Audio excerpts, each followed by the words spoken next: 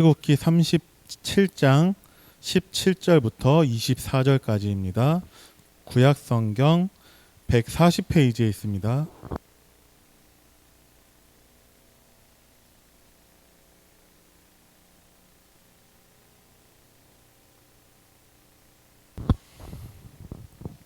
출애굽기 37장 17절부터 24절까지의 말씀 제가 봉독해 드리겠습니다.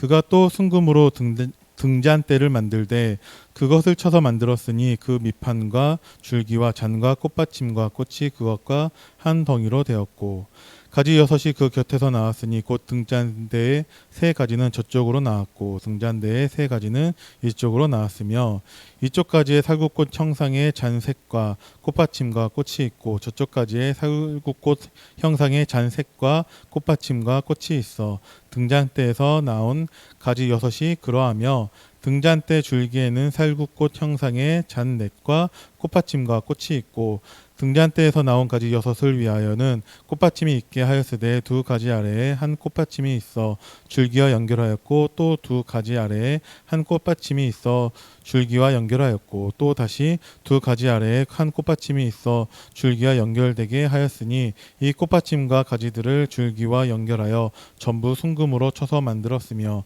등잔 7과 그 불집게와 불똥 그릇을 순금으로 만들었으니 등잔대와 그 모든 기구는 순금 1달란트로 만들었더라. 아멘. 오늘 오후 말씀은 정금으로 만든 등대라는 제목으로 말씀을 나누고자 합니다. 하나님은 지금 우리가 읽었었던 본문 내용에서 무엇을 말씀하고 계시냐면은 성막에 등잔대를 만들어서 등불을 밝히라고 말씀하고 계시거든요. 왜 등불을 밝혀야 되냐라는 그 이유를 찾아보면 성경에서 빛이라고 했을 때 거의 대부분은 그 빛이 의미하는 바는 예수 그리스도를 말합니다. 창세기 1장 2절 말씀에 흑암과 혼돈과 공허 속에 있는 그 사람들을 살리기 위해 하나님께서 참빛 곧 세상에 와서 각 사람에게 비추는 빛이 있게 하셨습니다. 그 빛이 곧 예수 그리스도라는 것이죠. 그리고 예수님께서 산상수훈에서 제자들에게 말씀하시는 것이 마태복음 5장 14절에 있는데 너희는 세상의 빛이라고 말씀하고 계세요. 무슨 뜻이냐? 여전히 흑암과 혼돈과 공허 속의 사람들이 있기 때문에 참 빛을 우리에게 보내주셨는데 그 빛을 비추는 도구로 하나님이 우리를 선택하시고 사용하시겠다라는 것입니다. 그리고 등대를 만들라고 하신 이유는 그 빛 대신 그리스도, 그 등불로 모여서 기도하라고 등대를 만들었습니다. 그래서 우리가 혼자서 골방에서 정말 언약 붙잡고 기도하면 되는데 솔직히 우리가 기도하지 않는다라는 것이죠. 그래서 이번 주 강단 말씀을 정리해 주신 것이 언약 붙잡고 기도하라고 말씀해 주셨어요. 우리가 왜 응답받지 못하냐? 지금까지 너희가 구하지 아니하였으되 구하라 그러면 너희 기쁨이 충만할 것이다 라고 예수님 말씀하고 계십니다. 기도하라고. 혼자서 기도하기 힘들면 성전에 나와서 함께 기도하라고 그런 의미로 등잔대를 만들어서 등불을 밝히라고 말씀하고 계세요. 그리고 우리가 그 이스라엘 백성들이 거하고 있었던 그 장막 거기에서 밤에 등불을 켠 그 회막을 향해서 기도하라고 불을 밝히라고 말씀하고 계세요. 왜 성막을 바라보면서 기도해야 되냐? 솔로몬이 성전이 다 만들어지고 난 다음에 한 기도 내용을 보면 알 수 있는데 열왕기상 8장 29절 39절의 그 내용에 보면은 솔로몬이 이렇게 기도합니다. 우리가 어찌어찌하여 이렇고 저렇고 문제를 당하고 어려움을 당하고 할 때에는 하나님께서 하나님이 이름이 있겠다고 하신 곳을 향해서 기도할 때에 우리의 기도를 들어달라고 솔로몬이 그렇게 기도를 해요. 근데 하나님이 그때마다 다 응답하신다라는 거죠. 대표적인 증거가 다니엘의 기도라는 거예요. 다니엘이 하루 3번 늘 하던 것처럼 창문을 열고 어디를 향해서 예루살렘 성전을 향해서 기도했다라는 것입니다. 왜? 그곳에 여호와의 이름이 계시기 때문에. 그러면 우리는 꼭 성전을 향해서 바라보면서 기도할 필요는 없지만 우리 안에 성전 삼아 계시는 하나님께 예수 그리스도의 이름으로 기도해야 된다라는 것이죠. 그래서 그 성막을 바라보고 기도할 수 있도록 등잔대를 만들고 등불을 밝히라고 하신 것이죠.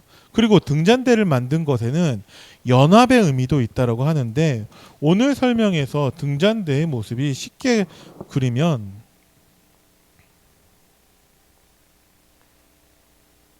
이렇게 돼 있는 거예요. 하나 더. 그래서 줄기가 있고 양쪽에 이제 가지가 3개씩 7개. 7개가 있지만 결국 그것은 하나로 연결되어져 있고 이제 금으로 만든 것이죠. 연합이라는 의미는 다 나누어져 있는 것처럼 보이지만 한 가지라는 것입니다.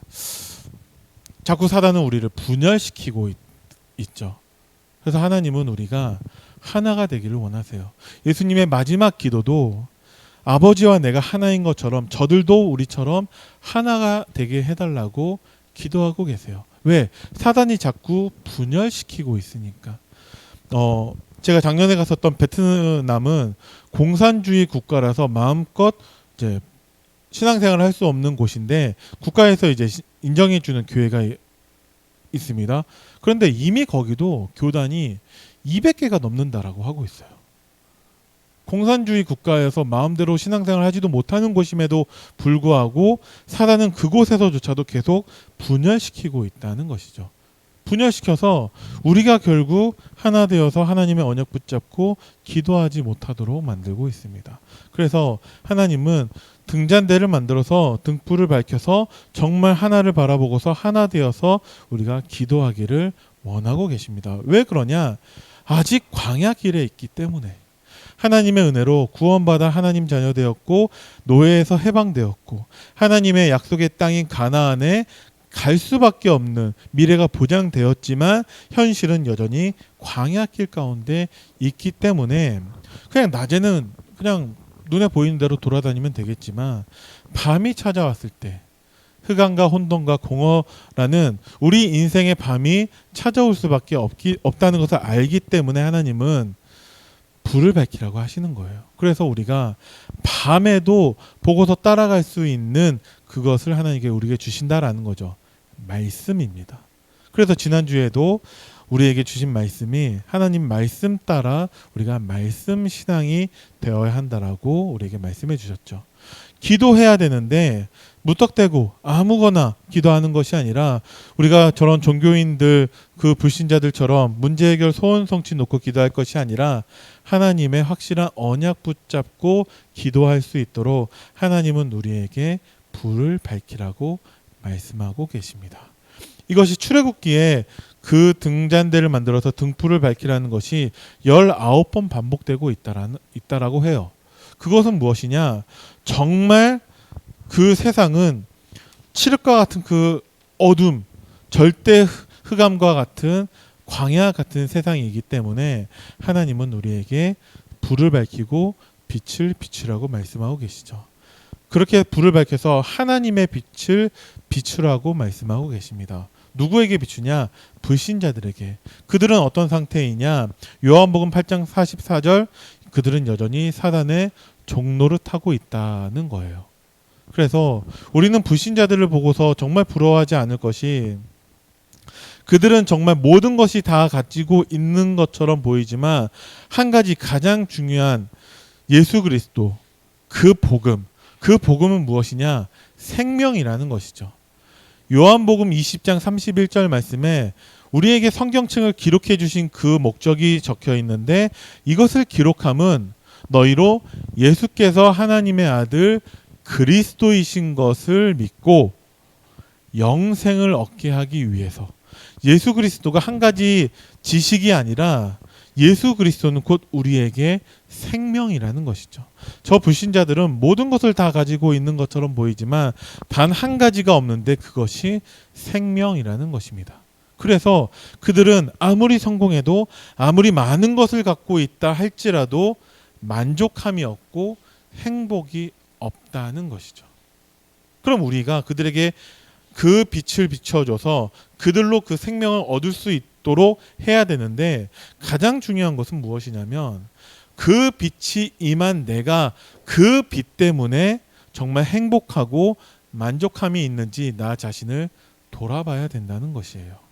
많은 사람들이 복음을 알고 있는데 실제로 그 복음을 누리고 있는가라고 했을 때에는 진짜 자기 자신을 점검해 봐야 되는 사람들이 생각보다 많이 있다는 것입니다. 기도하라고 했는데 그러면 그 기도를 하면 되는 것이고, 그 기도를 통해서 힘을 얻고 그 기도한 것에 대해 하나님이 성취하는 것을 확인해야 되는데, 많은 사람들이 기도하지 않는 이유는 하나님의 언약을 붙잡지 않았기 때문에, 내가 알고는 있지만 실제로 그것을 누리고 있지 못하기 때문에 기도하지 않고 있는 것입니다. 우리는 정말 하나님의 언약 붙잡고서 알고 있는 것이 아니라 정말 그것이 하나님께서 성취하실 수밖에 없다라는 믿음 가지고 기도하며 그 불신자들에 대해서 그 생명의 빛을 비춰야 됩니다. 그들은 마태복음 12장 45절에 그 사단의 종로를 타면서 그 사단의 법대로 우상 숭배할 수밖에 없는데, 그것으로 문제가 해결이 되어지냐? 잠깐 문제가 해결될 수 있지만 더 큰 문제가, 더 악한 영이, 더 심각한 문제 속에 빠져들 수밖에 없다는 것이죠. 왜 그러냐?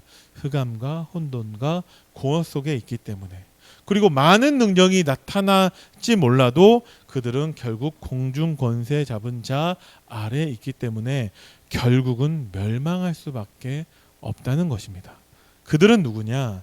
그들은 우리 하나님의 아들들이 생명의 빛을 비춰주기를 기다리고 있는 사람들이라는 것이죠. 그래서 우리가 정말 그 그리스도의 생명의 빛을 비춰야 되는데, 그때 우리에게 일어난 일은 무엇이냐? 성삼위 하나님께서 빛으로 우리에게 임하신다라고 말씀하고 계십니다.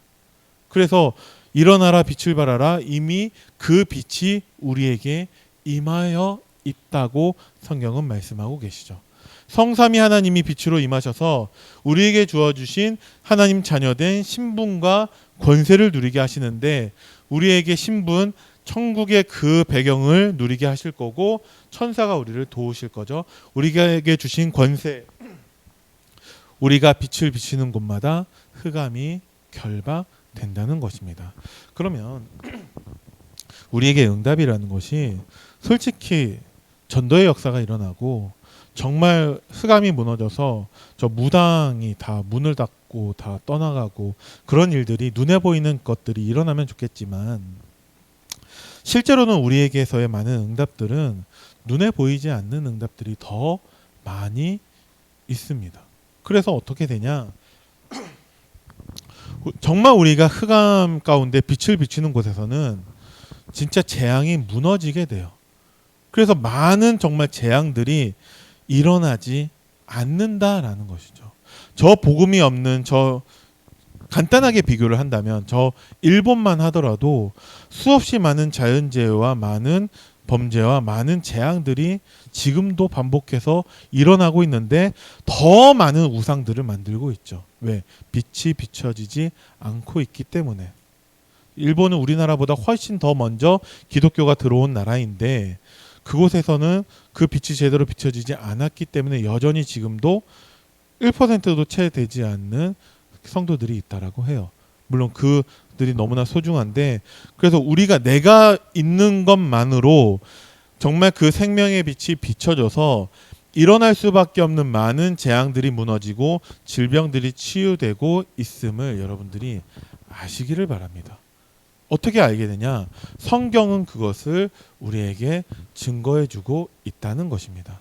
내가 있는 것만으로, 내가 다니는 회사가, 내가 있는 것만으로 우리 가정이 아무런 그런 재앙이 임하지 않는다라는 거예요. 실제로는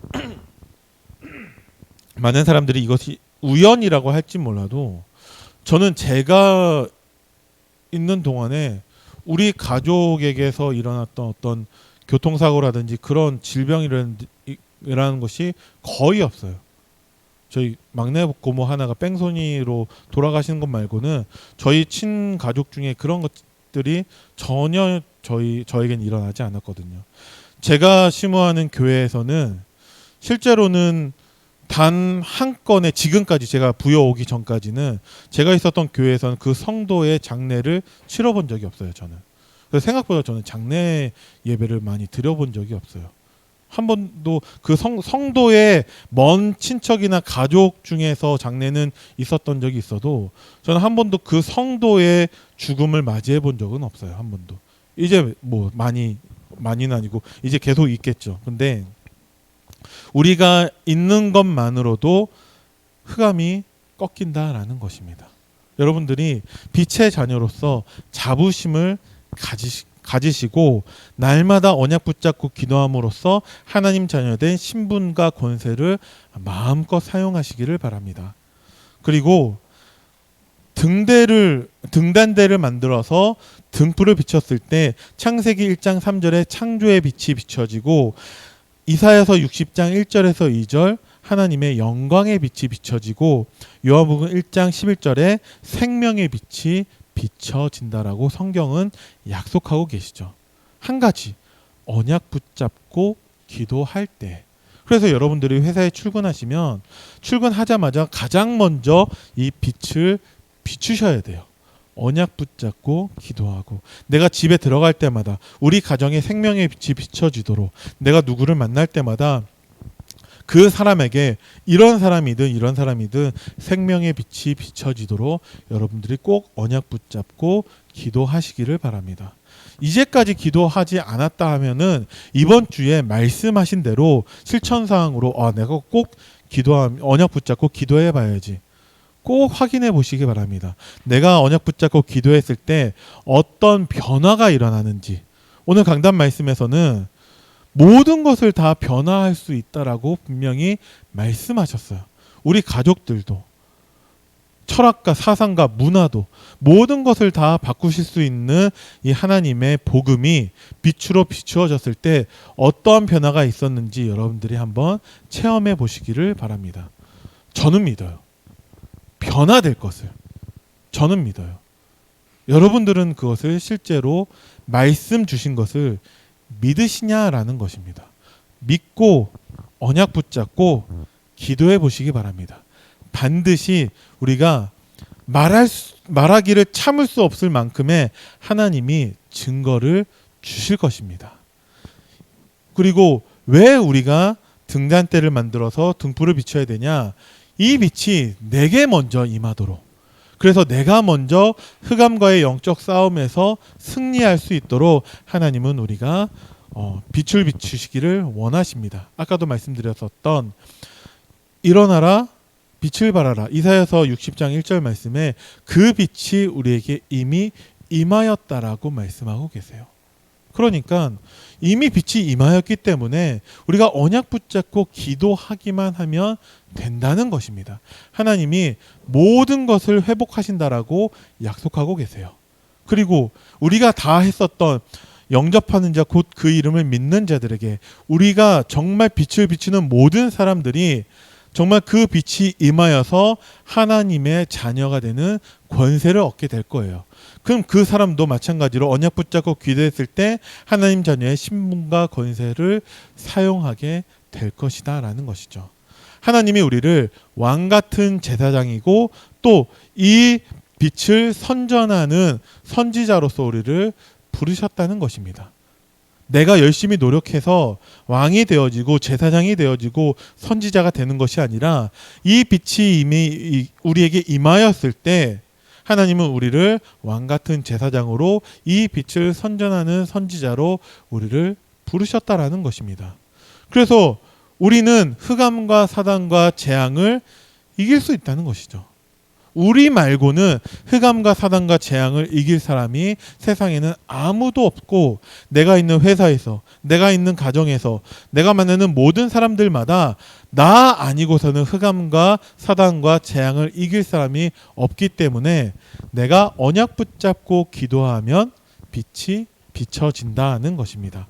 꼭 이번 주 하나님의 말씀 붙잡고서 기도해서 여러분들이 빛을 비추는 한 주간 되기를 간절히 기도합니다. 마지막으로 성막, 성전 안에 이 등잔대, 등불을 영원히 두어서 이 빛이 꺼지지 않게 하라고 하나님 말씀하고 계세요. 이스라엘 백성들이 가나안 땅에 가기 위해서 요단을 건너야 되는데 요단을 건너는 그 밤 여리고 성을 무너뜨려야 되는데 여리고 성을 일주일 동안 돌았던 그 밤, 그리고 아모리 그 연합군들과 전쟁을 해야 되는데 그 전쟁을 해야 되는 그 밤, 그곳은 가나안 땅이기 때문에 우리는 한 번도 가보지 않은 그 땅이라는 것입니다. 근데 그 아모리 족속들은 그곳에 살았던 사람들이에요. 그래서 우리가 불리할 수밖에 없는데 어두워졌기 때문에 우리가 너무나 불리한 상황이죠. 그곳에서 하나님은 빛을 비추라고 말씀하고 계세요. 우리가 언약 붙잡고 기도함으로 빛을 비추었을 때 요단은 갈라지고 여리고는 무너지고 아모리 연합군을 하나님이 무찌르신다라는 거죠. 우리가 살면서 많은 어려움들을 당할 수 있는데 그때마다 하나님은 하나님의 말씀으로 우리에게 반드시 해답을 주신다는 것입니다. 우리는 언약 붙잡고 기도하는데 그 문제를 하나님이 해결하세요. 구체적인 답이 우리에게 필요하다면은 하나님이 세밀한 음성을 우리에게 들려주신다라는 것입니다. 아직 하나님의 시간표가 되지 않았다라면은 그냥 가만히 기다리고 있으면 돼요. 내가 하나님의 자녀고 내가 중직자고 내가 계속 예배도 드리고 있는데 내 영적 상태가 너무 좋지 않습니다. 하나님이 그걸 모르시겠냐고요. 하나님은 우리의 영적 상태를 한순간에 바꾸실 수 있는 분이세요. 근데 왜 내가 영적 상태가 안 좋으냐? 물론 나를 점검해 봐야겠죠. 내가 하나님의 말씀 안에 언약의 흐름 안에 있지 않다면 빨리 내가 회개하고 돌이켜 와야겠죠. 그런데 내가 여전히 예배 속에 있으면서 내가 기도하고 있는데 여전히 내 영적 상태가 안 좋다라면은 나의 그 시간이 하나님의 계획 속에 있음을 알고, 영적 상태가 왜 안 좋냐? 하나님이 그렇게 나를 두셨기 때문에. 예를 들어서 모세가 쭉 하나님께 인도를 받는 데 있어서 그 왕궁에 있는 40년 동안에 인도받다가 나머지 그 광야 40년 동안에 모세가 하나님께 버림받은 게 아니다라는 것입니다. 광야 40년 동안의 모세의 영적 상태가 어떻겠냐라는 거죠. 근데 80세가 되기 전까지 79세까지는 모세는 영적 상태가 안 좋을 수밖에 없어요. 왜? 영적 상태가 안 좋은 시간표 가운데 있기 때문에. 그냥 하나님의 언약 붙잡고 기도하고 있으면 하나님의 시간표가 되었을 때에는 하나님이 모세처럼 우리를 사용하실 거라는 것입니다. 사용하시지 않아도 이미 이 빛이 비춰졌기 때문에, 그리스도의 은혜로 말미암아 우리가 구원받았기 때문에 다 받아서 우리는 그것이 더 이상 부족한 것이 없는데, 하나님은 우리를 그 빛을 선전하는 자로, 하나님의 일꾼으로, 제자로 우리를 사용하실 거라는 거예요. 언제? 하나님의 시간표가 반드시 있다는 것입니다. 그때까지 우리는 언약 붙잡고 기다리며 준비하고 있어야 된다는 것입니다. 또 무엇이냐? 왜 우리가 빛을 비춰야 되냐? 가나안 땅 들어간 그 이유를 준비해야 되기 때문에. 모세도 죽고 여호수아도 죽고 갈렙도 죽고 그 이후에는 어떻게 되었냐? 이스라엘이 또 복음을 놓치고 우상 숭배하는 사사기, 반복되는 사사기 속으로 들어가게 되었죠. 하나님은 또 그 빛을 비출 수 있는 사사 한 사람을 세우시고 그 사사를 통해서 그 시대를 회복하시고 이스라엘 백성들이 다시금 하나님께 예배를 회복하게 만들었는데, 또 그 빛을 비추는 사사가 죽고 나서는 그 후대가 하나님의 언약을 놓치고 예배에 실패하고 우상 숭배하고, 그래서 우리가 빛을 비추는 그 준비를 해야 된다라는 거예요. 우리 후대들에게 언약을 전달할 수 있도록 내가 먼저 영적 서밋, 내가 먼저 말씀 신앙으로 준비되어야 한다는 것입니다. 그런데 말씀 신앙, 영적 서밋이라는 것이 계속 여러분들께 강조해서 말씀드리는 게 결단이 아니라 실천으로 되어야 한다는 것입니다. 물론 우리가 언약 붙잡고 가만히 기도하는 것만으로도 충분히 하나님은 역사하실 수 있지만 하나님은 후대들에게 이것이 전달되기를 바라세요. 우리가 꼭 무엇인가 해야만 이것이 된다는 얘기가 아니라 결단하고서 끝나는 것이 아니라 후대들에게 모델이 되기 위해서 하나님의 언약이 성취될 수밖에 없다는 것을 믿고 실천하는 자.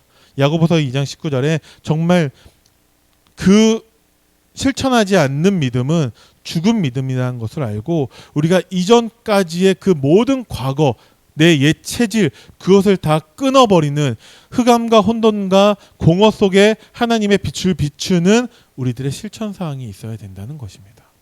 그래야지만이 이후에 끊어지지 아니하고 우리 후대들에게 렘넌트들에게 하나님의 언약이 전달되어진다는 것입니다.